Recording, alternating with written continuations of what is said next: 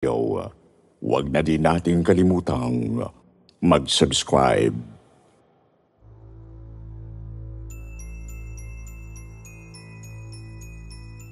Magandang gabi po sa inyong lahat at sa bumubuo ng kwentong takip silim. May mga kakilala ko na malimit banggitin ang YouTube channel nyo sa akin. Kaya naman minsan sinubukan ko na makinig ng isang vlog nyo. Tama nga sila. Ibang level kayo. Kapag nag-iisa na ako sa office at nag-o-overtime, kayo ang pinakikinggan ko. Effective kasing pampagising. Itago niyo na lamang po ako sa pangalang Sally. Sa ngayon, nagtatrabaho ako sa Quezon City sa central office ng isang kilalang government agency. Pero ako po ay taga Victoria, Laguna. Nung nakarang linggo, nag-celebrate ako ng aking 40th birthday. Isa sa mga kaibigan ko ang nagregalo ng singsing sa akin. Naalala ko tuloy kami ng aking pinsan na itatago ko na lang sa pangalang Sheena.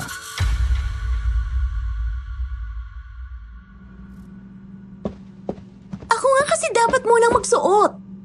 Mas matanda ako sa iyo eh. Pero sabi ni Lola, ako daw ang mas matanda sa dugo. Ate daw ng papa mong mama ko eh. Oh, ano naman ngayon? Sino po bang kumikilala sa ganyang sistema? Si Lola.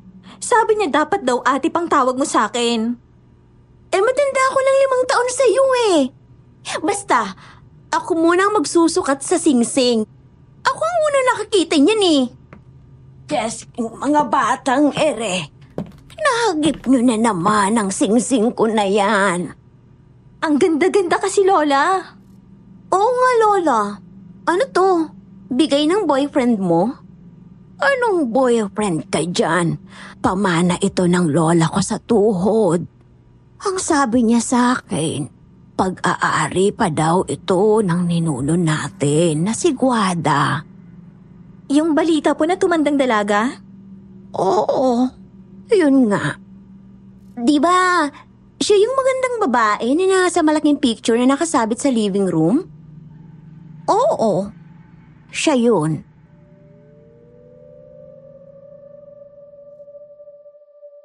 Ulila na kaming lubos ni Sheena at matanda siya ng halos 5 taon sa akin. Panabay na namatay ang aming mga magulang sa isang aksidente nang nagkaroon ng outing ang pamilya. Si Lola Pia lang ang pumayag na kupkuping kami. Siguro dahil wala na siyang kasama na kamag-anak sa bahay Kastila niya sa Victoria, Laguna at puro tauhan na lang ang naandon. Kung si Sheena ang basihan, anino lang ako. Paanong hindi?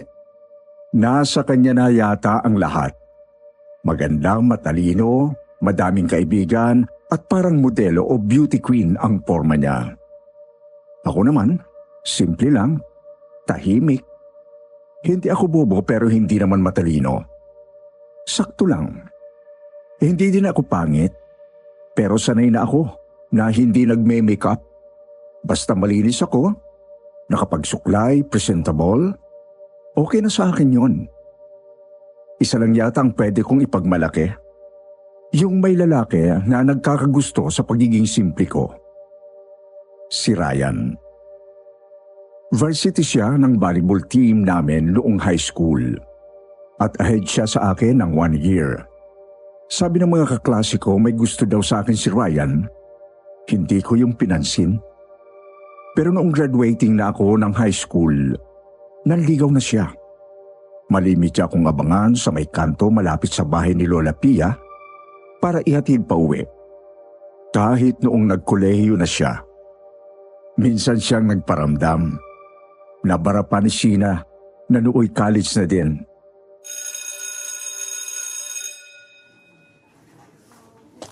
Uy, Sally, yung lover boy mo. Ayun, nasa kanto na ulit. He, lover boy ka dyan. Mamaya marinig ka niyan eh. Sally, pauwi ka na? Oo, wala kasing kasama si Lola Pia sa bahay. Ah, ganun ba? Pwede ba akong dumalaw minsan? Ano ka, multo? Sheena, ano ba? Luka-luka ka talaga. Multo lang bang pwedeng dumalaw sa inyo?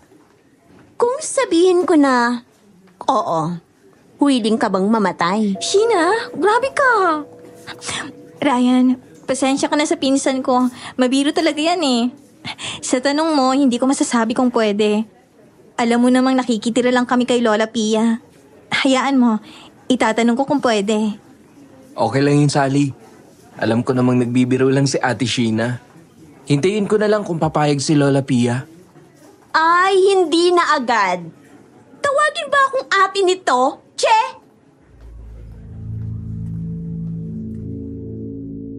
Mabiro lang talaga si Sheena. Pero dahil maganda kahit minsan, medyo mali na, okay pa din sa iba. Minsan naiwan kami mag-isa sa bahay. Napansin namin na iniwan ni Lola Pia ang singsing. Siyempre, dala lang kakulitan, pinakialaman na naman namin. Hinayaan ko na si Sheena na maisuot ang singsing. Mas bagay naman yun sa maganda niyang daliri. Sally, sa palagay mo, pag nag-wish kaya ako dito sa singsing na to, ibibigay? Ano pa bang hihilingan mo, Sheena? Nasa'yo na yata lahat. Ang ganda-ganda mo. Matalino ka pa. Hangang lahat sa'yo. Madali mong makasundo ang kahit na sino. Stalker ba kita? Alam mo ba na para kang avid fan sa sinasabi mo? Hindi sa pagbibiro. Siyempre, may gusto ba din ako, no? Tulad ng... Hinihiling ko sa singsing na to na sana may araw naman ako na hindi ko kailangang pumasok. Oo nga, hangang madami sa akin. Tiwala din ang mga instructors namin, pati na ang mga dean sa akin. Pero gusto ko naman sana na makapagpahinga ako. Yung hindi ako hahanapin. Yun pala. Ikaw naman. Ano naman ang hihilingin ko? Imposible namang maibigay sa akin ang gusto ko. Ang nega mo. Basta humiling ka. Try lang naman eh. Alam ko na. Hilingin mo kaya na maging boyfriend mo yung Raya na yon?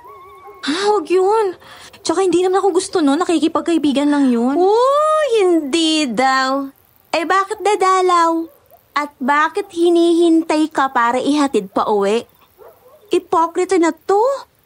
Bilis na. Subukan mo na yung hiling na yon. If I know, type mo din naman yung lalaking yon. Takipot ka lang. Sa bagay. Subok nga lang. Pero hindi yun ang hihilingin ko.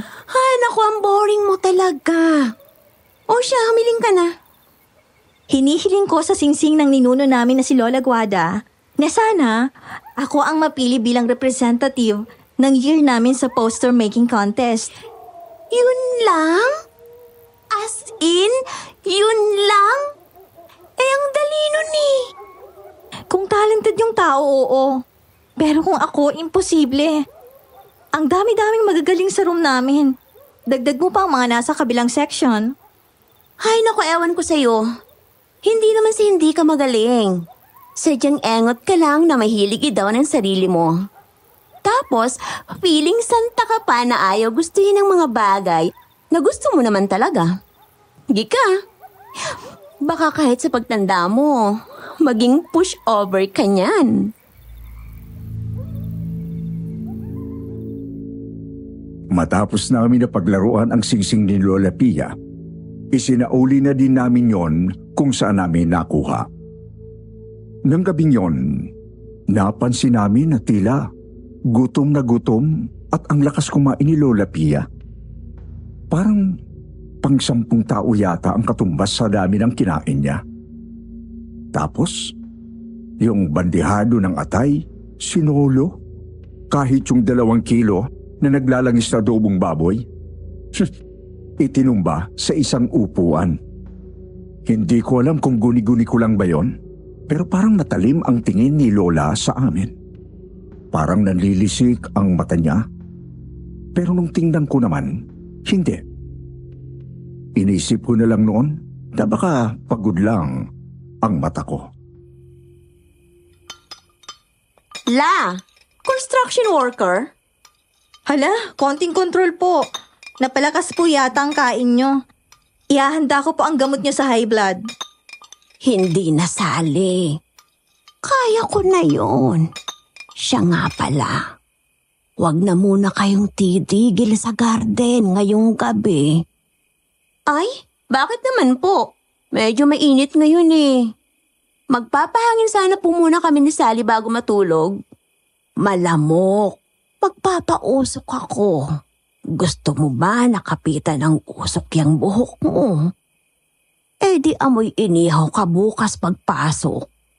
Kahit naman po mag-amoy mabaho pa yung si Sheena, hangaan pa din po yan. Nge! Ako, isusuka kong sarili ko kapag bumaho ako ng ganun. Sige po, Lola. Mag-stay na lang kami dito ni Sally sa kwarto.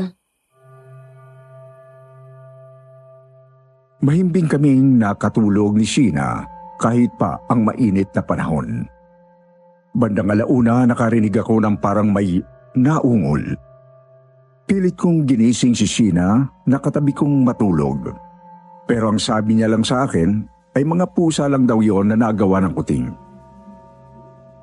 Kinabukasan, masama ang pakiramdam ni Sheena. Masakit daw ang katawan niya. Pero sumabay pa din siya sa akin sa pag-alis. Bandang tanghali, umuwi ako para kumain ng tanghalian. Nakita ko si Sheena sa bahay. Maaga itong umuwi. Hindi na pinasukan ang ilang subjects nito. Kaya pala kasi mataas daw ang lagnat at halos hindi na makatayo sa sakit ng katawan niya. Pabiro kong naisip na baka ibinigay na ng singsing ni Lola ang hiling namin. Pero pinagalitan ko din ang aking sarili. Ano namang kalukuhan kaya ang naisip ko? Pero pagdating ng hapon, sinalubong ako ng balita na ikinagulat ko. Ipinatawag ako sa faculty ng advisor namin. Ako daw ang napili na makipag-compete sa poster making contest. Siyempre, grabe ang tuwa ko. Pangarap ko yun eh. Kahit nang malaman ko na parehas na aksidente sa magkaibang paraan ang first at second choice namin para sa contest. Winalawala ko bilang swerte ko. Ayon sa advisor namin, nung isang araw daw, na-aksidente yung top namin para sa contest pagkatapos bumili ng art materials niya. Nabundol daw ng matuli ni Van habang patawid. Buhay naman daw pero nasa ICU at tinitingnan pa kung magkakakomplikasyon. Ang second choice naman namin, nahulog daw sa hagdan at nabalian ang braso. Pero ang talagang nagbigay sa akin ng takot, yung sinabi ng mga marites ko na kaklase. Sabi nila sunod-sunod daw na nagkatigdas sa kabilang section. May iba pa din daw na tinamaan ng bulutong tubig. Tapos may ilan daw na nagkabeke. Nag-aalala ang school namin noon. Bakit hindi? Lahat halos sa amin ay kumpleto ng bakuna. Bakit parang bigla na lang napeste ang school? Naalala ko ang singsing at ang mga hiniling namin ni Sheena. Sa iba wala yung connection. Isang coincidence, pero iba ang pakiramdam ko. Nang hapon na yon, umuwi agad ako. Binala ko na makausap si Sheena, pero hindi ko siya nakita sa bahay. Dinala daw ni Lola Pia sa ospital kasi ayaw daw bumaba ng lagnat at panay na din ang daing na masakit daw ang katawan. Kaya pala ang taas ng lagnat ni Sheena kasi sabay siya na nagkaroon ng beke at bulutong tubig. Isang linggo na na-confine si Sheena. Pagbalik niya, parang walang nangyari. Masigla na siya at sa tingin ko lalong gumanda. Pero tadtad ng peklat ang buong likod niya. Doon daw na sentro ang pagtubo ng mga tubig-tubig na pantal. Tumambak din ang tao sa bahay para dalawin siya at kumustahin. Maging ang mga guro mula sa aming eskwelahan ay pumunta para sa kanya. Wow! Ang gara ng bahay ng lola niyo ah. Oo, minana pa daw niya to sa mga magulang niya. Na minana din mula sa mga ninuno pa daw namin. Wala namang multo dito? Wala naman kaming nararamdaman. Ibang klase talagang kasikatan ni Sheena, no? Daig pa ng mga taong nagayuma. Kahit ang mga teacher sa high school, alma mater natin, nakidalaw. Kasi nag-aalala para sa kanya. Oo, iba ang ganda niyang pinsan ko na yan. Pati charm. Nga pala, ba't andito ka sa may kusina at nakikinood? Sumama ka dun. Tinataboy mo ba ako? Hindi. Pero sayang naman kung hindi mo makakausap si Sheena, di ba?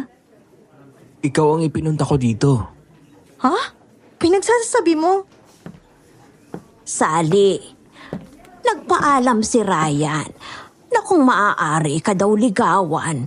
Abay sabi ko'y oo. Malapit ka na din namang magkolehiyo. Huwag mo na yung pahirapan, ha? Lola, nakakagulat naman po kayo. Sumasakit ang ulo ko sa'yo, Ryan. Kay bagal mo, nainip tuloy ako. Kaya sumingit na ako, baka kasi umurong ka pa. Tama ng paramdam, ha? Sabihin mo na kagad. Gaya ng sabi ni Lola, ayun na. Oo na. Handa naman ako na hintayin ka. Ha? Ano? Sabi ko, oo, sige. Tayo na.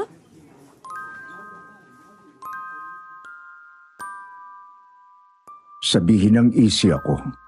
Pero ang pagkamatay ng mga magulang namin ni Sheena, ay minulat ako sa katotohanan na maikli lang ang buhay. Mahirap ding sabihin kung kailan ito nanaisin na kuhanin ka. Kung kailan mo hindi na makikita at makakausap ang tao na special sa iyo.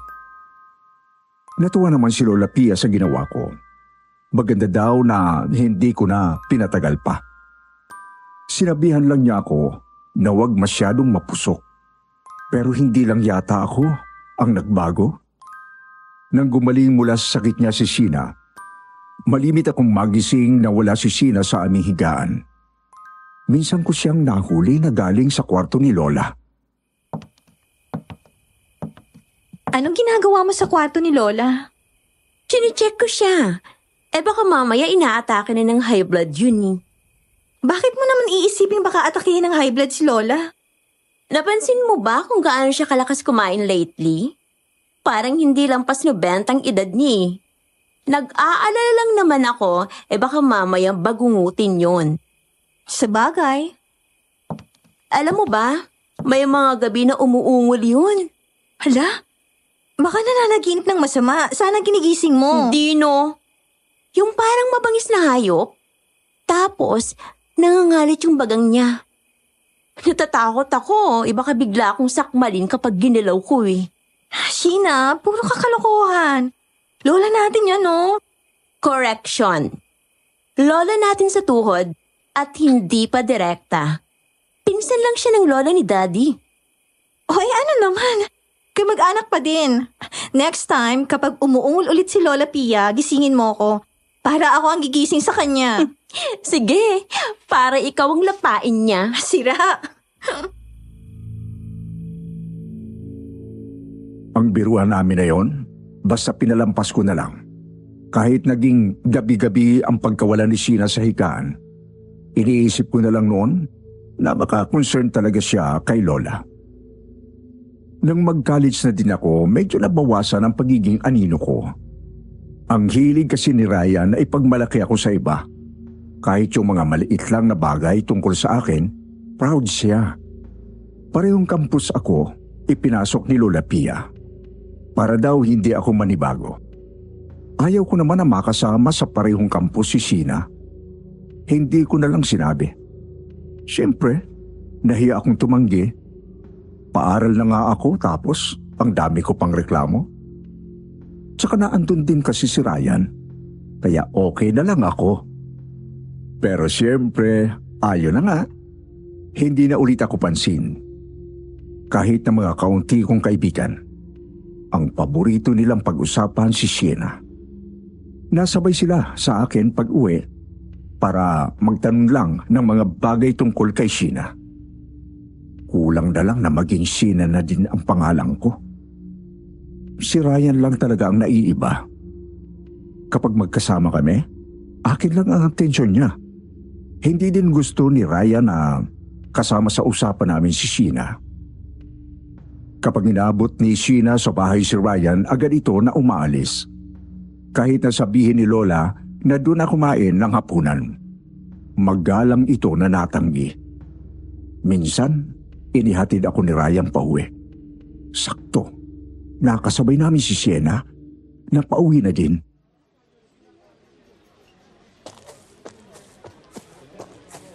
Uy, pauwi na o magde-date muna? Ihahatid ko na pauwi si Sally. Wala kasing kasama si Lola sa bahay, di ba? Anong tawag sa mga katulong doon? Multo ba? Ang hilig mong bumanggit ng multo. Gusto mo yatang multuhin eh. Ay, hindi naman. Pero, sure akong inaaswang mo yung pinsan ko. Hindi ko gusto yung tabas ng dila mo ah. Oh, bakit? Tatagal ba kayong dalawa? Kung hindi ka nakaka-score dyan? Ang baboy ng bibig mo. Alam mo ba yon? Ang layo sa panlabas mong itsura. Anong sinabi mo, ha? If I know, kaya ka nagsusungit-sungitan ko, no? Kasi trip mo ako. Ano man ang mangyari, hindi ko ipagpapalit si Sally sa'yo. Bulok ka mula sa loob. Uy, tama na yan. Ano ba kayong dalawa? Tandaan mo yung sinabi mo, ha? Tingnan ko lang. Luluhod ka din sa'kin. Sheena, tama na please. Sally, kapatawad na lang. Walang samaan ng loob. Sana hindi mo na lang pinatulan si Sheena. Iniinsulto niya ang relasyon natin. Oo nga. Pero tayong dalawa lang ang nakakaalam ng totoo. Hindi natin maiiwasan na ganun din ang iniisip ng iba tungkol sa atin. Tingnan mo nga ako, oh. Kumpara sa pinsan ko. Kahit sino walang ibang maiisip na dahilan kung bakit nga ba tayo nagtagal ng ilang taon. Ayan ka na naman sa inferiority mo sa pinsan mo eh. Ilang beses ko bang sasabihin sa'yo, may katangian ka na wala si Sheena. Higit sa ganda, higit sa talino. Oo, sinabi mo nga. Busilak na puso. Hanggang ngayon, iniisip ko, ano ba yon at kung anong basehan yun ni Lola Pia ng busilak na puso na yan. Hindi ka mainggitin. Masaya ka na kung anong meron ka. Mahal mo ang pinsan mo. Siyempre kamag-anak ko siya eh. Basta Sally ha, kapag nakagraduate tayo ng college, pakasal na tayo. Payag naman ang magulang ko eh.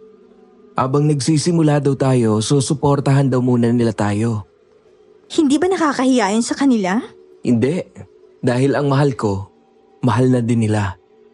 Anak ka na din daw nila. Pero lahat ng sinabi ni Ryan, nawala lang basta. Ilang linggo mula ng usapan namin na yon, bigla na lang siyang nawalan ng oras sa akin. Kinakausap pa din naman niya ako, pero nabawasan na ang paghahatid niya sa akin pauwi. Naging madalas na din na hindi kami nagkikita sa campus. Minsan nag-stay ako ng hanggang gabi sa school dahil sa group project namin. Malalaman ko ang dahilan ng pagbabago ni Ryan. Abutan ko na magkasabay silang naglalakad ni Sheena. Dali-dali akong lalapit para batiin sila. Pero daig ko pa ang sinabugan ng bomba nang marinig ko ang pinag-uusapan nila. Kailan mo sasabihin sa pinsan ko? Tumatiming lang ako. Hanggang kailan ka tatiming? Isang linggo na mula nang maging tayo, pero hindi mo pa din magawa makipaghiwalay kay Sally? Hayaan mo sa Monday. Kakausapin ko na siya. Tatapusin ko ng lahat sa amin. Huwag ka nang maghintay. Ngayon pa lang sabihin mo na para sumaya na kayo. Sally, hindi yun ganon. Mali lang ang narinig ko, ganon? Sally, patawarin mo ko. Nangyari lang talaga. Biglaan. Ryan, be fair sa pinsan ko. Mas mabuti nang maging prangka ka. Prangka? Oo, Sally. prank ka. Baka kasi kung ano pang maisip mong drama. Ako lang gusto ni Ryan. Na-realize daw niya na gusto niya na ako. Ano? Sorry talaga, Sally. Hindi kita gustong saktan. Pero hindi naman fair na matali tayo sa isa't isa kung wala ng pagmamahal sa pagitan nating dalawa, di ba? Hindi, Ryan. Ikaw lang ang nawala ng pagmamahal para sa akin. Tama yun. Wala na nga siyang pagmamahal sa'yo. Kaya unfair na itali mo pa siya sa tabi mo, hindi ba? Hindi pa ba sapat ang mga nakapaligid sa'yo, ha, Sheena? Talaga bang dapat pa din na mapasayo ang kung anong kukonte na meron ako? Huwag kang magdrama, Sally. Masisisi mo ba ako kung mas madali ako magustuhan at mahalin kaysa sa'yo? Basta may gusto sa'yo. Kahit nakakasakit ka na papatulan mo, ganun ba? Alam mo, Santa Sally, hindi ako katulad mo na pahihirapan ng sarili dahil lang sa nagpipigil o dahil nahihiya. Ikaw yan eh. Iba ako. Gusto ko siya at gusto niya ako. Di kami. Gaman. Walang hiya. Malangti ka. Sally, wag kang magalit kay Sheena. Sa akin na lang. Ako talaga may kasalanan. Tawad na, Sally. Walang kasalanan si Sheena. Ganon. Gusto nyo kahit na nagtaksil kayo sa akin, magpatawad ako. Pasensya na lang din tayo. Hinding-hindi ko kayo mapapatawad. Dalhin yung dalawa hanggang hukay yung galit ko. Masakit. Galit din ako, Sir Wilmore. Unfair eh. Ang sena ng buhay niya pero pinili pa rin niya ang manakit. Totoo po pala yung sinasabi nila na nagdidilim ang paningin. Ang tanging gusto ko lang noon, mabura silang dalawa sa paningin ko. Ang mawala sila sa mundo. Masidhing pagkamuhi na hindi ko mapigil. Pagka-uwi ko ng gabing yon, hinakot ko na lahat ng gamit ko mula sa kwarto namin ni Sheena bago pa siya makauwi. Iniwan ko ang lahat ng gamit na iniregalo niya sa akin. Maging ang mga bagay na bigay ni Ryan, wala nang silbi sa akin ang mga yon. Hindi nagtanong si Lola Pia pero pinatulong niya ang ilang tauhan niya para maiayos ang gamit ko sa kwartong katabi ng sa kanya. Buti na lang magaling makiramdam si Lola. Baka bigla akong sumabog noon kung may kumausap sa akin at magtanong kung anong nangyari. Nang gabi na yon, hindi ako kumain ng hapunan, natulog pa akong galit. Napanaginipan ko si Guada. Oo, ang mismong si Guada na nasa picture na malaki sa living room ng bahay ni Lola Pia. Maganda, mistisa at mahabang buhok na abot hanggang baywang. Makipot na labi na hindi kailangan ng lipstick o lip gloss. Ang kutis niya sobrang kinis. Parang model ng sabon na pampaputi sa balat. Nakasuot siya ng barot saya, yung Maria Clara dress. Nakapayong nagawa sa puting Spanish lace. Para siyang diwata sa ganda. Habang nakasakay sa bangka at may kasama siyang lalaki na kung tawagin niya ay Hugo. Kahit ang suot ng lalaki makaluma. Para akong teleport sa panahon ng Kastila. Sa tingin ko umaga noon, medyo nasinag ang araw. Kuminto ang lalaki sa pagsagwan at may dinukot sa bulsa. Ang singsing na suot ni Lola Pia. Ang mismong singsing na talagang kumuha ng atensyon namin ni Sheena dahil ang ganda ng disenyo. Walang katulad. Kahit ang salita nilang dalawa, makaluma. Pinagawa ko yan sa isang alahero na dumalo sa bahay. Ako ang nagdisenyo yan. Ang ganda. Ikaw ang aking inspirasyon sa disenyo na yan. Maraming salamat, Hugo. Iingatan ko ito. Isuot mo yan kapag inirap ng kita sa aking mga magulang. Siya nga, Hugo. Malapit mo na akong ipakilala sa iyong mga magulang? Oo, Guada. Nasasabik na silang makilala ang babae na aking napili. Paano kung hindi nila ako matanggap? Isang mestiza Espanyola na ang ama ay pinili ng huwag bumalik sa Espanya at dito na tumira sa Pilipinas. Huwag mong masyadong alalahanin ang maliit na bagay. Pero hindi nalihim sa mga tao na ang aming pamilya ay pinag-uusapan na. Sinira ang aming reputasyon ng usap-usapan na umibig ang aking amang Espanyol sa isang aswang na Pilipina. Oo, mayaman kami. Ngunit hindi na kami maimpluwensya. Aswang, maligno, lamang lupa, kahit ano ka pa. Hindi magbabago ang pagtingin ko sa iyo. Walang kinalaman sa ating pag-iibigan ang pinanggalingan mo o kung anumang misteryo ang ibinibintang sa inyo. Salamat sa pagtanggap sa totoong ako, sa pamilya ko. Ngunit paano ang mga magulang mo? Matatanggap ba nila ako? Bakit naman hindi? Kung natanggap kita, hindi malabong tatanggapin ka nila. At bakit mo ba sila inaalala? Kung ako nga nakaya ko na harapin ang mga magulang mo sa kabila ng bintang na pagsosyo lang sa negosyo ang balak ng pamilya namin, sa pakikipaglapit ko sa iyo, ikaw pa kaya na sinabi ko sa mga magulang ko na gusto ko? Maraming salamat, Hugo. Hinding-hindi kita bibiguin. Sa panaginip ko, nakita ko kung gaano kasaya si Guada at kung gaano siya kamahal ni Hugo. Aaminin ko, Sir Wilmore, nang magising ako mula sa panaginip na yon, nakaramdam ako ng inggit. Buti pa siya, masaya.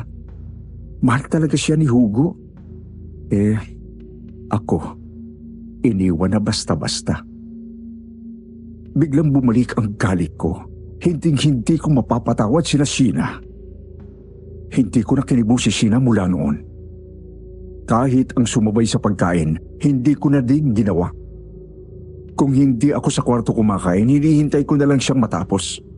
At saka ako bumababa. Sa lahat ng pagbabago sa samahan naming dalawa, nananatiling nakapanood lang si Lola Pia. Pareho pa din naman niya kami na kinikibo. Ang galit ko kay Sheena at sama ng loob ko kay Ryan, dinala ko hanggang sa nakagraduate ako ng college. Siyempre, unang nakatapos sina Sheena at Ryan. Nabalitaan ko na lang sa mga tsismisan ng tauhan ni Lola Pia na may trabaho na daw ang dalawa sa isang call center sa Binyan. Sa bahay pa din ni Lola nauwi si Sheena. Nang nagkatrabaho ako sa isang government agency sa Los Baños, Laguna, mayos ako nagpaalam kay Lola. Sabi ko, doon ako sa Los Baños. Ang layo naman kasi ng Victoria. Isa pa nasa may Camp Eldridge ang opisina namin. Ang tagal ng biyay, nadaan kasi ang jeep sa Anus. Isang barangay along the highway sa Los Baños na talagang problema na ng mga motorista gawa ng traffic. Kasi andun ang bilihan ng mga buko pie. Pumayag naman si Lola pero nakisuyo siya na dalawin ko siya. Nakonsensya naman ako. Kaya ang sabi ko, lingguhan ang uwi ko sa kanya. Kita ko ang saya sa mata ni Lola nang sabihin ko yon. Naging masaya ako sa trabaho ko bilang assistant researcher. Mabait ang naging direct supervisor ko. Nagkaroon ako ng ilang kaibigan. Naging isa akong contractual employee. Pero sinabihan ako ng boss ko noon na kapag nagka-opening para sa plantilla, subukan ko daw. Suportahan niya daw ako ng malupitang referral. All is well, sabi nga. Pero hindi pala. Nakaisang taon ako sa opisina. Nayanig ang mundo ko nang ipakilala ang dalawang bagong tauhan. Si Sheena at Ryan. Sally, paano nga ulit ginagawa yung proposal? Nandyan sa folder sa desktop ng computer. Diyan sa gamit mo, lahat ng template files. Nakakalito kasi. Basahin mo lang bawat file name, hindi ka maliligaw. Sasabay ka ba sa amin pag-lunch? Oo, sasabay. Ryan, tayo na. Kain tayo. Sige, i-off ko lang to. Kagaya ng dati, Hindi na ulit ako napansin ng mga kasama ko sa trabaho. Kahit ang mga naging kaklose ko na, naging kalapit na din ni Sheena. Ni hindi na nga ako naalala na yayain kumain. Oo, para akong bata na inggitera. Paano naman pakiramdam ko naging anino na naman ako? Naging busy ang opisina namin nang may bigla ang project mula sa central office. Kaya halos 2 buwan din akong hindi nakauwi sa Victoria. Ilang linggo pa lang ang lumipas at nakatanggap ako ng tawag. Tinamaan daw ng pneumonia si Lola Pia. Mga 2 linggo na daw siya sa isang ospital sa Victoria. Pero patuloy na nahina kahit pa ginagamot ng mga doktor ang namuong tubig sa baga nito. Agad akong umuwi sa Victoria, Laguna.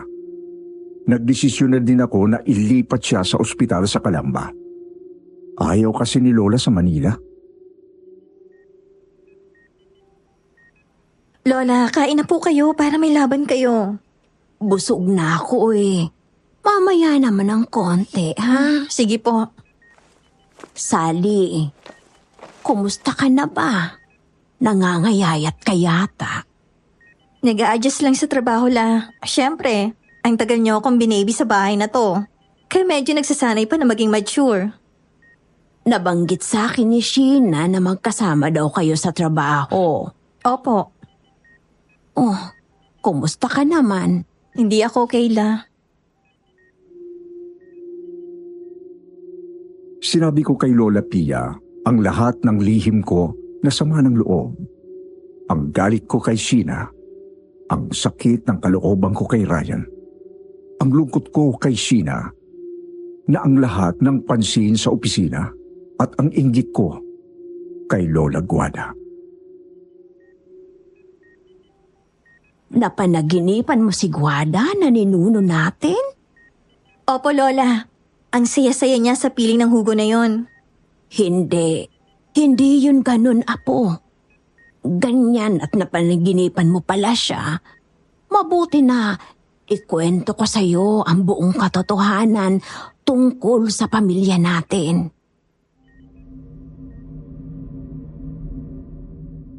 Sabi ni Lola Pia, totoong aswang ang nanay ni Guada. Pumasok ito bilang tagalinis ng bahay ng isang Espanyol na pamilya. Nang nagkakilala ito at ang panganay na anak na lalaki ng naturang pamilya, agad nagustuhan ng mga ito. Hindi nagtagal kahit pa tanggi ang buong pamilya at kahit pa balita na aswang ang babae. Nagpakasal ang mga ito at nagkaroon ng 2 anak. Isang lalaki at isang babae. Ang babaeng anak ngayon ay si Guada. Minana daw ni Guada hindi lang ang ganda ng ina, pati ang pagkaaswang nito.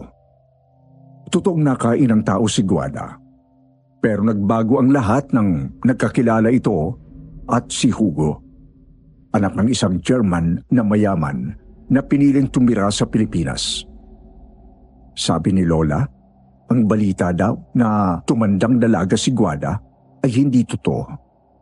Ginawa lang daw ito ng kuya nito para iligtas ang pangalan ng pamilya nila. Pero hindi na ituloy ni Lola Pia ang kwento. Hinapo na ito ng sobra, kaya tumawag na ako ng nurse para maturukan siya ng gamot. Siguro dahil sa pagod at puyat na din sa pagbabantay kay Lola Pia, nakatulog ako na nakasubsob sa tabi ng hospital bed. Napanaginipan ko ulit si Guada. Palubog naman ang araw. Nasa garden siya, naiyak. Nandun si Hugo, may kasamang ibang babae na blonde ang buhok. Nakayakap ito sa baywang ni Hugo at hawak ang kaliwang pisngi. Bakit mo sinampal si Stacy? At anong ginagawa mo dito, ha? Sabihin mo nga sa akin, Hugo. Siya bang balitang pakakasalan mo? Totoo bang balita na kaya mo lang ako nilapitan at niligawan ay para mapapayag ang aking mga magulang na magkasosyo kayo sa aming kumikita ng negosyo? Kung sabihin kong oo, anong gagawin mo? At oo, Ikakasal kami ni Stacy. Ikakasal? Hugo, ako ang ipinakilala mo sa mga magulang mo. Oo, ipinakilala kita pero may sinabi ba akong magpapakasal tayo? Ano? Guada, aaminin ko. Ginusto kita. Magkasundo tayo. Nagkaroon tayo ng masayang sandali pero hanggang doon lang yon. Si Stacy, kami ang magpapakasal. Pero paano ako? Tayo, nagmamahalan tayo, hindi ba? Mahal mo ako, di ba? Ginusto kita, yun na yun. Nagustuhan ko ang kanta mo na parang diwata. Inaasahan mo ba na magpapakasal ako? Sa isang halimaw na kagaya mo? Halimaw? Ako? Nagbago ako para sa'yo! Dispensa, Guada. Dinadala na ni Stacy ang aming anak. Tapos na tayo. Tanggapin mo na sana yon. Halimaw pala, ha? Malalaman mo kung gaano ako kahalimaw. Isinusumpa ko yan. Walang ano ang uri ng paghingi ng dispensa ang makapipigil sa aking pot! Ginising ako ni Lola Pia. Nakasimangot daw kasi ako. Ikwinento ko sa kanya ang napanaginipan ko. Nakita ko ang pagkabigla sa mukha ni Lola Pia. Nang tanungin ko siya, ang sabi niya sa akin, yun daw ang totoong sinapit ni Guada. Nabigo sa pag-ibig, iniwan siya ni Hugo para sa isang Amerikana na anak ng may-ari ng mina ng langis. Sinabi ko sa kanya na nakita ko ang aking sarili sa katauhan ni Guada, na may basehan ang kanyang galit para kay Hugo. Kinaplos ni Lola Pia ang aking ulo. Hiniling niya na sana daw matuto akong magpatawad. Kaawaan ko daw si Sheena. Hindi ko agad naintindihan si Lola sa hiling niya. Bakit kailangan bigyan ko ng awa ang impakta na yon? Siguro gusto talaga ni Lola Pia unawain ko ang lagay ni Sheena. Sinabi niya sa akin ang isang bagay. Doon ko na unawaan ang dahilan bakit laging wala sa higaan niya si Sheena. Bakit biglang tumakaw si Lola? At bakit siya biglang nanghina? Ang singsing ay natupad ng anumang hiling na hingin ng may hawak nito. Tuwing gabi, napunta daw si Sheena sa kwarto ni Lola Pia. Kapag daw akala nito ay tulog na siya, nabulong daw sa singsing ng hiling. Humingi si Lola Pia ng tawad na hindi daw niya napigil si Sheena sa paghiling. Tulad ng sana ay bumait ang tingin ng mga tao sa kanya. Tulad ng tingin ng iba sa akin. Hiniling din daw ni Sheena, gustuhin ng mga kaibigan ko na siya ang samahan. Kasi wala daw siyang tapat na kaibigan, puro tagahanga lang. Tapos, hiniling daw nito na gustuhin siya ni Ryan. Tulad ng gusto ni Ryan sa akin. Sa bawat hiling sa singsing, si Lola Pia na kasalukuyang may-ari noon ang nagbayad. Dahil na din sa edad, hindi na kinaya ni Lola Pia ang bigat ng singil. Namanhid ako sa aking narinig. Dapat pa talagang bigyan ng awa ang tulad ni Sheena. Ang tanging alam ko lang noon, isa siyang impakta. Demonya, hindi siya tao sa mga ginawa niya. Lalo lang naging matindi ang desisyon ko na huwag siyang kibuin kahit kailan. Pero talagang sinubok ako ng panahon, Sir Wilmore. Nang gumabi, nagluko na ang vital signs ni Lola Pia. Hindi rin niya na pumunta si Sheena kahit isang araw lang daw. Masakit man sa loob ko, tinawagan ko siya.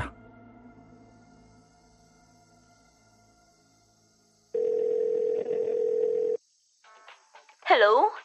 Hello, Sally. Oh, napatawag ka. Sheena, ipinapatawag ka ni Lola Pia. Punta ka na dito ngayon sa ospital sa May Calamba. Ha? Ano? Hindi na magandang lagay ni Lola Pia. Hinahanap ka na niya. Pumunta ka na dito. Party ni Leye. Bukas na lang ako pupunta. Nakakahiya naman kung bigla akong aalis dito. At tsaka it's not like na naghihingalo na siya at hindi ko naaabutan ng buhay. Bye na. Kakanta na namin ng birthday girl.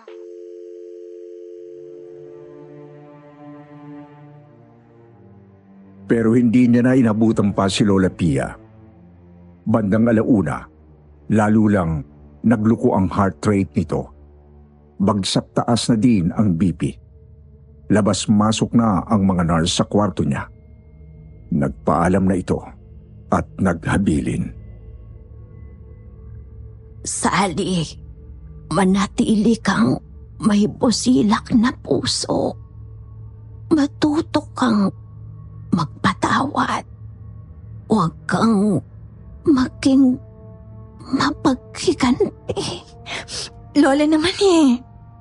At ang piilin ko sa iyo, ang singsing ko, ibigay mo kay Sheena.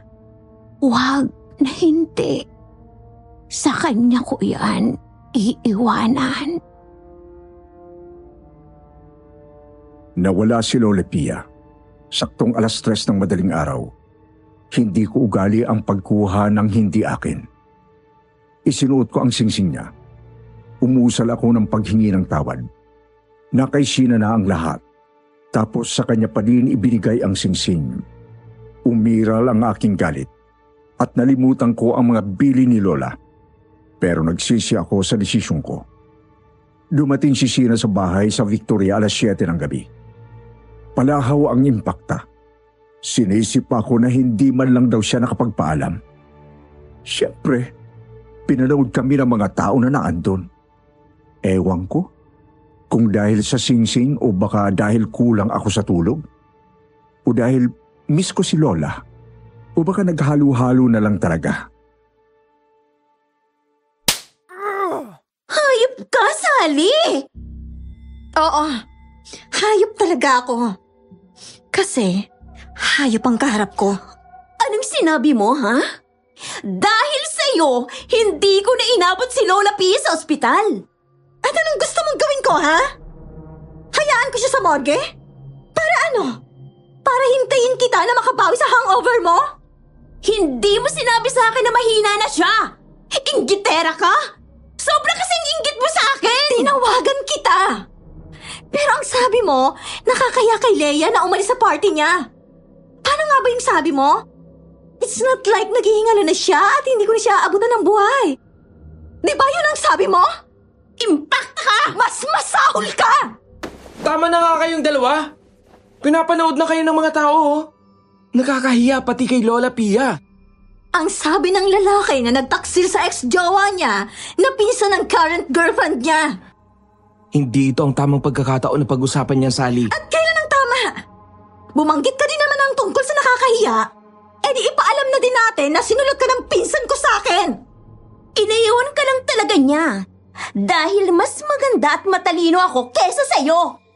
Oh, talaga? Alam ko ng lihi mo. Sinabi sa akin ni Lola Pia na ibinubulong mo ang lahat ng hiling mo sa singsing gabi-gabi. Hindi yan totoo! Totoo yan. At isa pa, sa'yo iniwan ni Lola Pia ang singsing. Pero dahil hindi ka dumating, finders keepers na lang, Sheena. Babawiin ko lahat ng inangkin mo sa akin. Ibalik mo yan sa akin! Ngayon din! Akin yan! Kung talagang gusto mo itong makuha, dadaan ka muna sa ibabaw ng bangkay ko. Naihatid namin si Lola Pia sa huling hantungan. Umalis na din ako kagad at umuwi na sa upahang bahay sa Los Baños sa may Lalakay malapit sa aming opisina. Tumunog ang aking cellphone. Boss ko palang natawag. Sinabihan ako na hanggang next month na lang daw ang pagpondo sa project na nag-hire sa akin bilang kontraktual. Ibig sabihin, wala na akong trabaho next month. Sabihin ang desperado ako. Ganun na din naman ang sitwasyon ko. Humiling ako sa singsing ni Lola Pia. Ang sama ko ano. Imbis na kay Lord ako humingi ng awa, ng guidance, doon pa talaga sa singsing. Hiniling ko na sana ma-extend pa ang pondo sa project. Nakatulugan ko na ang paghiling na yon. Napanaginipan kong muli si Guada. Nasa gitna siya ng talahiban. Kita ko siya dahil sa liwanag ng bilog na buwan. Basa ng luha ang maganda niyang mukha. Hubad si Guada. Nagpahid siya ng langi sa buong katawan niya. Nakita ko na nagbago ang anyo niya. Tinubuan siya ng malaking pangil at mga ngipin sa kanyang bibig. Namula ang kanyang mga mata. Humaba ang kanyang mga kuko. Humukot siya at nagkaroon ng mga matalas na balahibo sa kanyang gulugod. Umungol siya na nakapagpatindig ng aking balahibo. Bigla na malayang ko na lang na natakbo ako. Mabilis, nakita ko din na hinawi ko ang mga talahib hanggang sa makarating ako sa isang malawak na hardin na punong-puno ng rosas na puti. Naandun si Hugo at Stacy. Bakas ang takot sa kanilang mga mukha. Narinig ko na umaalulong yung ako na nasa panaginip. Sinugod ko ng kagat si Stacy. Anong ginagawa ko? Bakit ko sinusugod si Stacy? Hindi! Ayoko nito! Hindi ko ito gusto! Hindi ako limaw! Guada, hindi ba ikaw si Guada? Parang hapag mo na. Huwag mong saktan ang aking mag-ina. Utang na loob. Bigla para akong ibinalik ulit sa third-person perspective. Nakasanib pala ako kay Guada habang natakbo ako sa panaginip. Nakita ko na nasa ibabaw ni Stacy ang aswang na si Guada. Gamit ang matalas niyang kuko. Winakwak niya ang sinapupunan nito. Kita ko ng dukutin at angatin niya ang sanggol na hindi palubos na buo. Nilapan niya ito. Umpisa sa paa, paulo. Naramdaman ko na kumulo ang tiyan ko at biglang bumaliktad ang aking sikmura. Ayoko nang makita pero para akong walang kontrol sa sarili ko. Natagpuan ko ang aking sarili na pinanunood kung papaano dukutin ni Guada ang atay ng medyo buhay pa na si Stacy. Kinain niya ito na parang masarap na karne na bagong luto. Isinunod niya ang puso nito. Dinukot niya at inalis sa dibdib nito. Dahil sa liwanag ng buwan, kita ang kintab nito. Biglang naramdaman ko na parang hinigop ako. Natagpuan ko ang aking sarili na nasa ibabaw ng wasak at wala ng buhay na katawan ni Stacy. Namula din ang laylayan ng kanyang blonde na buhok, maging ang mga puting rosas na nakapalibot kung saan siya pinaslang ni Guada. Balot siya ng sarili niyang dugo. Ramdam ng palad ko ang mainit at tumitibok-tibok pang puso ni Stacy. Nasa loob na naman ako ni Guada. Inilapit ng aking kamay ang puso ni Stacy palapit sa aking bibig. Naramdaman ko ang lambot noon sa aking bibig. Nasigaw ang aking isipan na gumising, umalis sa sitwasyon pero hindi ko nagawa. Sunod kong nilapitan si Hugo. Basa ang pundilyo ng pantalon nito. Naihina siya sa takot.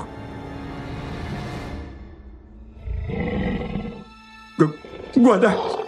Guada! Wag! Nagmamahalan tayo, hindi ba? Hindi mo ako magagawang saktan.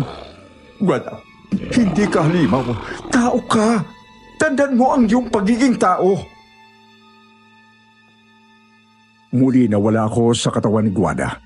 Nakapanood ako ng nangyayari sa kanila ni Hugo. Dama ko ang pait at galit sa kanyang boses nang magsalita siya. Tao? Ako bang tinatawag mo na tao? Di ba sabi mo halimaw ako? Patawad, Guada. Magsisimula tayong muli. Patawad? Huli ng lahat, Hugo! Itong halimaw na ginawa mo. Ginawa mo akong halimaw! Lintik lang ang walang ganti sa aswang na pinagtaksilan! Umungol siya. Nakita ko na hinablot ni Guada ang harapan ng pantalon ni Hugo.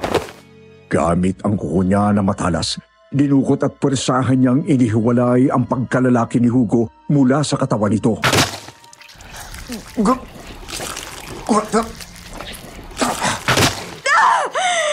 Nagbago ako para sa'yo, Hugo! Inamin ko kung ano ko! Pero nagtaksil ka! Itinulak mo ako maging ganito! Naging mabuti ako sa'yo. Pero anong iginanti sa akin ng panahon? Sakit ng kalooban? Isinusumpa ko! Ang sakit na naranasan ko, dadanasin din ng iba!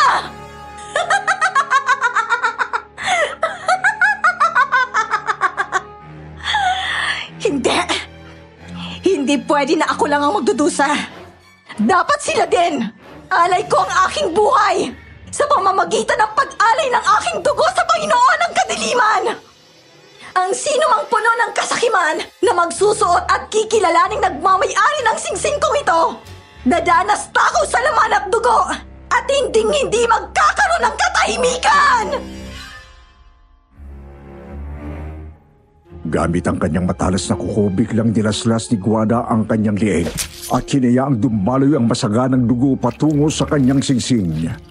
Namalayang ko na lang na nakaturo sa akin ang daliri niyang duguan na may suot ng singsing. Nakangisi siya sa akin. Sally! Bigla ang balikwas ko ng gising, Sir Wilmore. Nanginig ang aking laman. Hindi ko maipaliwanag pero parang naramdaman ko ang hininga ni Guada sa aking punong tainga nang tawagin niya ang pangalan ko. Sumunod na araw, pumasok akong may pangamba. Naisip ko ang notice ng endo ko. Pangalawa, natakot ako sa singil ng singsing sa akin sa oras na ibigay na ang aking kahilingan. Nasa ganun akong sitwasyon nang hinarang ako ni Sheena. Narinig ko ang balita. Hanggang next month na lang daw ang pondo ng project nyo. Tila nagpuyat ka pa yata para lang humiling sa singsing ni Lola. Sheena, hindi ako kasing desperada mo na lahat na lang iaasa sa singsing ni Lola. Isipin mo na lang kung anong gusto mo. Hindi ka papakinggan nun. Sa akin lang nakikinig yon. Kaya kung ako sa'yo, ibalik mo na sa akin ang ninakaw mo. Wala akong ninanakaw sa'yo. At kung sa pagbabalik lang din naman ang ninakaw, hindi ba't ikaw ang mas may mga dapat ibalik sa akin? Anong magagawa ko kung ibinigay ng singsing ang aking mga hinihiling? Kung pagnanakaw yon sa paningin mo, edi yung singsing ang sabihan mo na ibalik ang mga ninakaw ko sa'yo. Kung pakikinggan ka ba eh. Muli, nagpadala ko sa galit. Nilimot ko ang kirot ng aking naramdaman mula sa mga hindi magandang panaginip. Bahala na akong humarap sa mga bangungot at kung anumang sigilang singsing. Isa lang ang gusto ko ng mga oras na yon, ang ibigay ng singsing ang lahat ng aking naisin. Doon ko nalaman na kaya ko din pala na maging sakim. Nang hapon na yon, natanggap ko ang magandang balita. Nag-extend daw ang aming kontrata ng 3 taon. Palihim akong napangisi. Panahon na para balikan ko si Sheena. Nang gabing yon, napanaginipan ko na naging aswang ako. Lumapa ako ng kambing at sarap na sarap ako habang nakamasid si Guada sa akin sa di kalayuan. Nagising ako na basang-basa ng pawis. Hindi ko din gusto ang naramdaman ko na matinding gutom. Parang may gusto akong kainin na hindi ko alam. Pero naalala ko ang ngisi ni Sheena. Nabura lahat ang takot ko. Humiling ulit ako. Ginusto ko na mapansin naman ng boss ko ang galing ko sa trabaho. Nangyari nga. Napuri ako, binigyan pa ako ng special order para sa isang exclusive na designation. Hindi ako tumigil. Hiniling ko ang plantilla position na salary grade 9 na parehas naming inaplayan ni Sheena. Bakit hindi? Una akong nakapasok sa opisina na yon. Marapat na maging akin yon. At naibigay nga yon sa akin. Pero hindi lang pala bangungot ang singil. Minsan, sa isang event.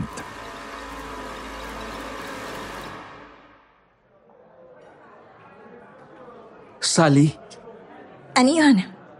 hindi naman sa nakikialam, pero okay ka lang ba? Okay lang ako. Bakit? Sinolo mo na kasi ang morcon, pati ang adobong atay sa buffet. Nakailang balik ka na din sa steak. Ano? Oh, huwag mong sasabihin hindi mo napansin. Nakakahiya ka. Ang siba mo, pati ang ibang kasamahan natin, inangilan mo ng akmang kukuha din sa tray. Hindi. Hindi ko alam. Sa iya ko, nagdesisyon ako na umuwi na lang. Lumipas naman ang tsismis na patay gutom ako. Maraming salamat kay Sheena. Nakala mo ay ambasador ng kabutihan kuno. At nagpakalat ng balita na salat ako sa kakayanan na bumili ng pagkain. Kaya naman, inisip na lang nila na masiba talaga ako. Buti nang ganun kaysa mapagbintangan pa ako ng kung ano. Dahil katakawan at bangungot lang naman, hindi pa din ako nadala. Ninais ko na makaranas naman ng konting kabiguan si Sheena. Na muli akong gustuhin ni Ryan. Na sana danasin ko naman na hangaan sa aking panlabas na anyo. Siyempre, hindi ko basta iniasa yon sa hiling. Iniba ko ang ayos ko at natuto akong maglagay ng kolorete sa mukha ko. Isang araw, nabigla na lang ako na may napansin na ulit sa akin. Sally, parang nagbago ka ng ayos ah. Nagbabago naman lahat ng tao, Ryan. Maging ito ay papabuti o papasama. Pinupuri ka lang, nagpaparinig ka na naman. Hindi ka pa rin makaget over? Saan naman? Saan pa? Di sa katotohanan, iniwan ka ni Ryan para sa akin. Natural lang naman na hindi ako makalimot, di ba? Kasi inahas siya sa akin. Tama na yan, nasa opisina kayo. Sabihin mo yan sa girlfriend mo. Nababaliw na yata yan eh. Ewan ko, Sir Wilmore, pero nang umangat ang kamay ni Sheena, para manampal, hinawakan ko ang braso niya at natagpuan ko ang sarili ko na nakaamba ng kagat. Narinig ko rin ang sarili ko na umuungol ako na parang mabangis na hayop. Buti na lang napigilan ko ang aking sarili bago ko pa siya tuluyang lapain. Ingat ka sa akin, Sheena. Baka lapain kita. Girl! Baliw ka. May rabies ka na yata. Layuan mo yan, Ryan! Pero hindi pa doon natapos ang pag-iba ng aking ugali. Minsan akong nag-alaga ng kuneho at lovebirds. Isang gabi, namalayang ko na parang ang lansa ng aking bibig. Nang tuluyan akong magising, nakita ko na patay na ang aking mga lovebirds. Wasak ang mga tiyan nito. Habang hawak ko ang duguan na kuneho na may kagat sa liig. Inatake ko sila, Sir Wilmore. Hindi ako nakapasok kinabukasan kasi hindi ako tumigil sa pagsuka. Pansin ko na naging mabangis ako, parang naging isang halimaw na gutom. Naalala ko ang mga salitang binitawan ni Guada patungkol sa singsing niya. Natauhan ako. Doon ko ginusto na huminto na sa paghiling. Bigla naman naging makulit sa paghahabol si Sheena sa akin na ibalik ko ang singsing. Kasi napansin niya na nabawasan ang popularidad niya sa opisina. Minsan, pagpasok ko sa opisina, inabutan ko sila ni Ryan. Nakaka-insulto na nandyan pa din ang larawan ni Sally sa pitaka mo. Itapon mo yan! Ano namang masama? Maganda ang angle ng picture. Natutuwa lang naman ako sa ngiti niya dito. Pwes, ako hindi. Alisin mo sabi yan eh. Saan ka naman nakakita ng lalaki na may girlfriend pero may picture ng ibang babae sa pitaka? Kung ganyan ang rason mo, itapon mo din lahat ng pictures ng idolo mo na mga lalaking Korean na nasa pitaka mo. Kinikilig ka pa sa tuwing titingnan mo. Magkaiba yon. Hindi ko ex ang mga yon. Ah, so kung hindi ko ex, okay lang na may ibang picture ng babae dito. Ano bang pinagkakaganyan mo? May bala ka ba na makipagbalikan kay Sally, ha? Kung sabihin kong oo, Nakakasawa na din kasi yung ugali mo. Na para bang kompetensya mo ang pinsan mo. Ulitin mo pa yung sinabi mo at talagang makakatikim ka sa akin. Hinayaan ko na lang silang mag-away. Bahala silang dalawa sa buhay nila. Sa ibang lugar ako duman. Nakalipas ang ilang araw. Oras ng tanghalian. Nilapitan ako ni Sheena. Hinili nito na mag-usap daw kaming dalawa. Sa may likod ng opisina namin kami, nagharap. Ibalik mo na sa akin!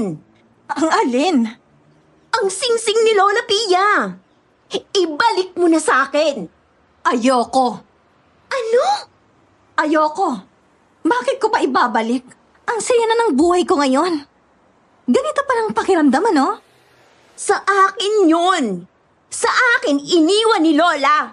Eh di kunin mo. Kung kaya mo. Kaso wala ka namang ibang kaya, kundi ang umasa sa ganda mo. O hindi kaya ay sa kahilingan sa singsing ni Lola Pia. May nagawa ka na ba talaga na gamit ang kakayahan mo? Wala naman, di ba? Huwag mo akong susubukan, Sally. Hindi mo alam kung anong kaya ko. Eh di gawin mo. Aabangan ko. Hindi ko inakala na seryoso pala talaga siya. Nagrabe talaga ang kagustuhan niya na makuha ang singsing. Sa point na yon, ginusto ko na lang na asarin siya. Wala na akong interes na gamitin pa ang singsing. Napatunayan ko ang masamang dulot noon. Ang dahilan na lang kung bakit ayokong ibigay sa kanya ay konsensya. Opo, Sir Wilmore, konsensya na lang ang nagdala sa akin. Ayoko nang danasin niya ang mga masamang panaginip. Ang bigat ng singil. Hindi niya alam ang mga yon. Ang tanging alam lang niya, humiling. Pero naagaw din niya yon sa akin. Nagkaroon kami ng team building sa parting Tanawan, Batangas. 2 nights and 3 days kami doon.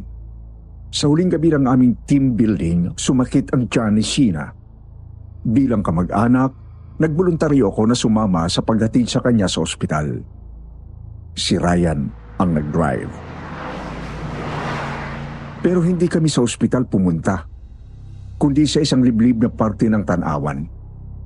Paghinto ng sasakyan, 4 na lalaki ang sumalubong sa amin at tulong-tulong akong inihiga sa damuhan. Suntok sa sikmura at sampal ang aking inabot.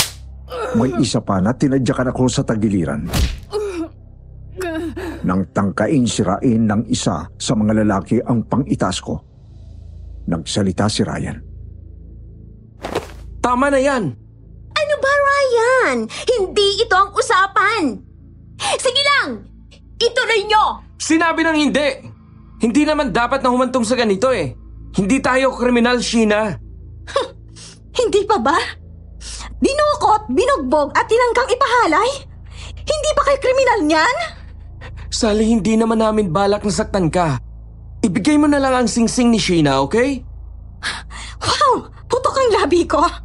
Parang may tamang lapay ko sa sipa na tinamu ko. Tapos sasabihin mo, hindi balak na saktan ako? Mga gago pala kayo eh! Isuko mo na lang kasi sa akin ang singsing! Sheena, sa ngalan na magkadugo tayo, ito ang huling pabor na ibibigay ko sa'yo. Limutin mo na ang singsing. Hindi mo alam kung anong uri ng dilim ang nakapaloob sa bagay na ito. Anong akala mo sa akin? Batang maliit? Maniniwala sa pananakot mo? Kung pumunta ka lang sana nung ipinatatawag ka ni Lola Pia, malalaman mo. Ang kaso, wala na siya, di ba? Ano pang pake ko doon? Ibigay mo na lang kasi sa akin yung singsing para matapos na tayo. Kung talagang gusto mo, edi ikaw ang kumuha. Putulin mong daliri ko. Kung kaya mo. Akala mo talaga nagbibiro ako, ha? At tinutuo nga niya, Sir Wilmore. Parang baliw ang kinang ng kanyang mga mata. Nawala na ng tuluyan ang Sheena na aking tinimala noong mga bata pa kami. Ang tanging naandun na lang ay isang tao na may matinding naisin na makuha ang bagay na gusto niya. Gamit ang garden shears, Nabitbit niya. At habang hawak pa din ako nung 4 na lalaki, pinutol niya ang kaliwa kong parasinsingan. Sa wakas, napabalik ka na din sa akin.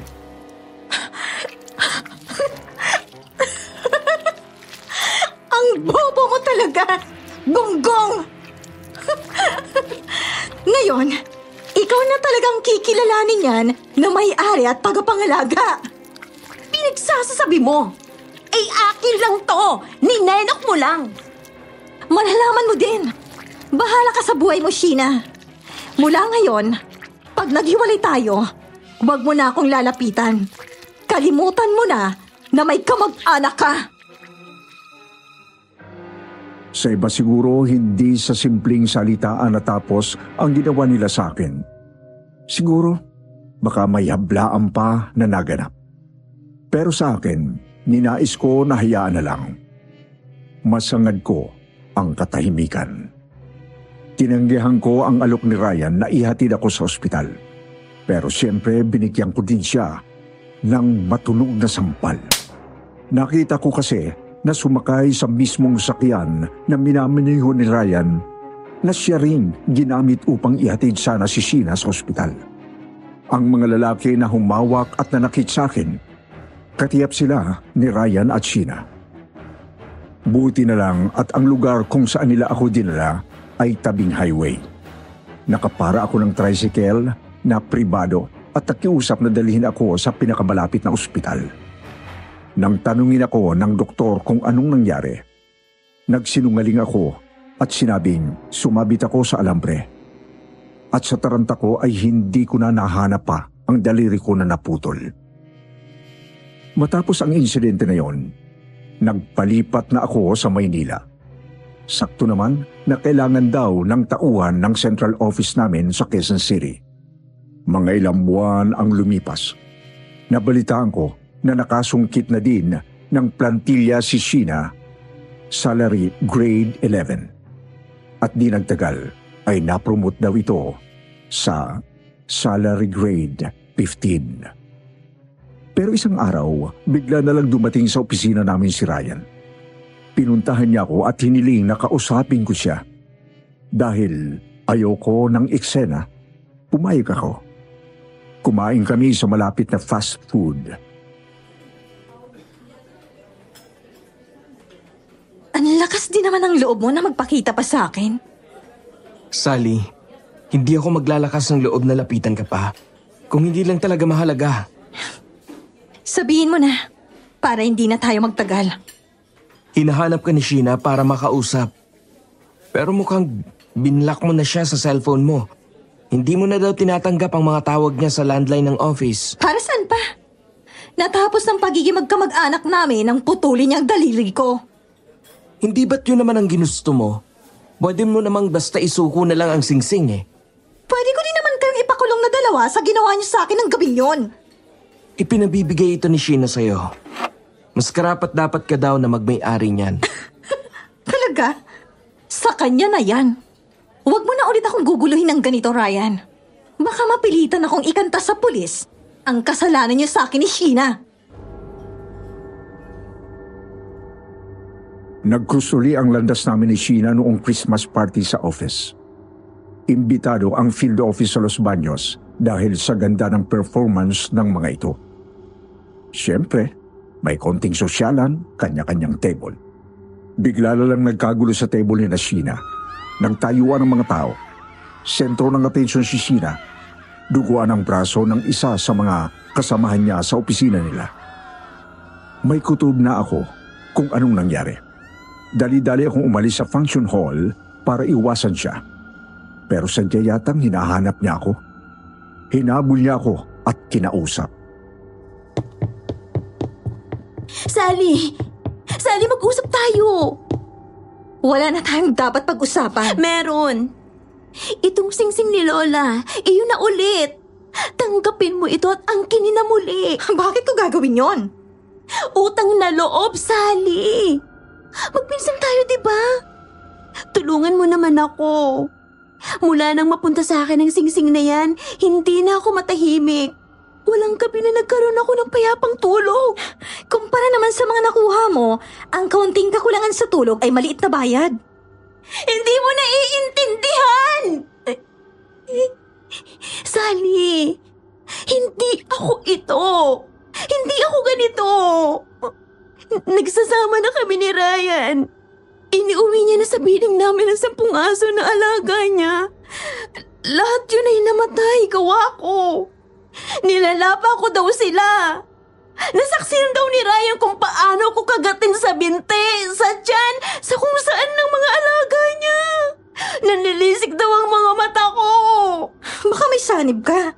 Pabasbas ka kaya? Sally, hindi ako nagbibiro. Kinokontrol ako ni Guada. Hindi na ako ito. Tulungan mo ko. Kunin mo na ulit ang singsing. Masisira ako nito kapag nagpatuloy ito sa akin. Kita mo kanina, may inatake na akong tao na hindi ko yun ginusto. Wala akong magagawa dyan, Sheena.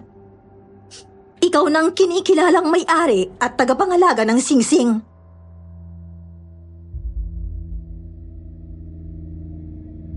Kahit pa umiyak siya at magmakaawa, hindi ko na siya pinansin. Oo, malupit ako. Pero deserve niya yun. Lumipas ang 2 taon na balitaan ko na lang na nasa mental institution na daw si Sheena. Hindi na daw ito nakakakilala mula nang atakihin nito si Ryan at lamunin ang ilong nito. Puro angil at ungol na lang daw. Ang singsing isinanla daw ni Sheena bago ito tuluyang nawala sa sarili. At yun ang kwento namin ng pinsang ko. Sa kasalukuyan, tuloy ako sa aking trabaho. May ilang mga kaibigan na din ako. Sa mga araw na wala akong ginagawa, pumwepresto ako sa may simbahan ng Quiapo. Nagtitinda-tinda ng ilang pangkontra sa aswang, protection sa barang, at kontra sa usog. Nag-aral din akong manahe at gumawa ng kalmen para sa mga sanggol. Hindi ko pa din ugali ang magsuot ng singsing. Siguro dala na din ng trauma ko. Habang umiedad ako, iniisip ko pa din ano ba talaga ang bahagdan na sinasabi ni Lola Pia at ni Ryan na busilak na puso. Baka hanggang sa mamatay ako, hindi ko pa din maintindihan yon ng lubusan. Pero may isa akong lubos na naunawaan. Higit sa kahit anong uri ng naisin, iba pa din ang kapanatagan ng loob at isipan. Kahit na anong uri pala ng tagumpay, walang saysay kung walang katahimikan ang iyong isipan. Kung sakali na naisin mo akong makita, madali lang naman. Gumala ka sa may Quiapo. Tumingin-tingin ka sa kamay ng mga nagtitinda. Madali mo akong makilala dahil wala akong palasingsingan sa kaliwa kong kamay. Hanggang dito na lamang po, Sir Wilmore. Maraming salamat po.